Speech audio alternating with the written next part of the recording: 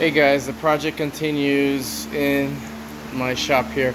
You guys wondering why it's always dark in here? It's because I live in Arizona and this is the summertime. So I actually work in the garage. I have it all shielded up for reflective heat, and also installed a mini split a couple years ago to make things so that bearable, or at least so I can work in here. So yeah. What did I have going on recently here? So you guys know, engine's installed, the transmission is installed. Actually yesterday I didn't do any filming, but I installed the manual rack. So manual rack is installed, and I also started putting back my rims on the car. So for the longest times I've had the drag lights on there, but a few years back I picked up these VMS wheels. I like them a lot, and you guys probably know that I decided to keep this guy a 4-lug. It's just one of the things, and a lot of people say, hey, you don't got any options. I like the availability already, what it has, and number one, and number two, I just don't feel like swapping it out. There's a modification on this guy here coming in the future, brake wise, because this still has the drums, so pay attention to that.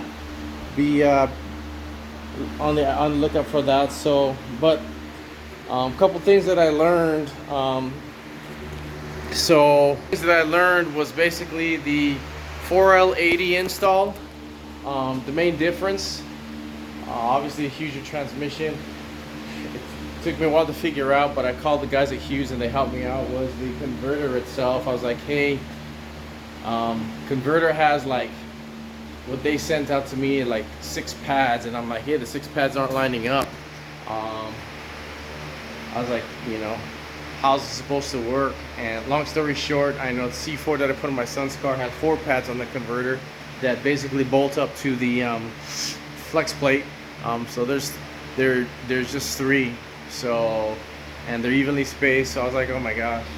So a little something just I learned, so I want to share with you guys, maybe for those of you who have never done the conversion. So other than that, what else do we have? This here is, pointed those guys out here.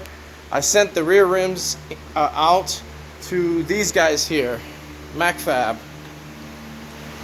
to have them bead locked. So I'm gonna take care of that right now. That's today's project. Get that guy going, get the rims on there, and share what they look like. It's gonna be my first time doing it, so I'll take it from there.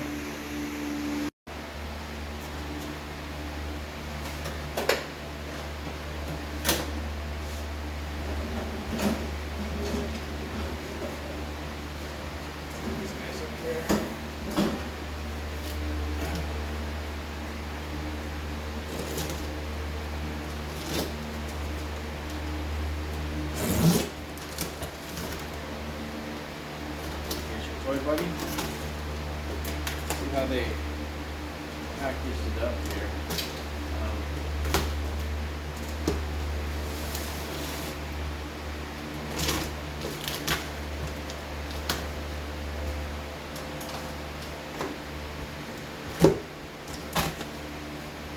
So this is how they come directly from Macfab.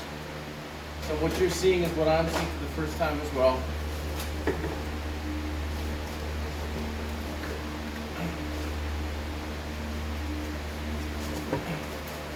So I did, you know, have these before I sent it to them. It's not like I ordered it through them and had them do it. I actually put it on the car, ran it for a little while, and sent it on out. So the original box here is from me. The bottom box is from them, but this packaging here, this wrap, is something that actually came from VMS themselves.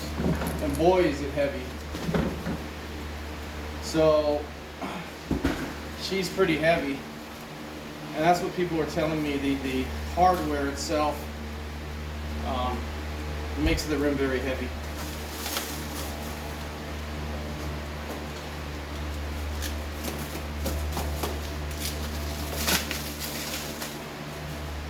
This is what she looks like. Pretty darn good.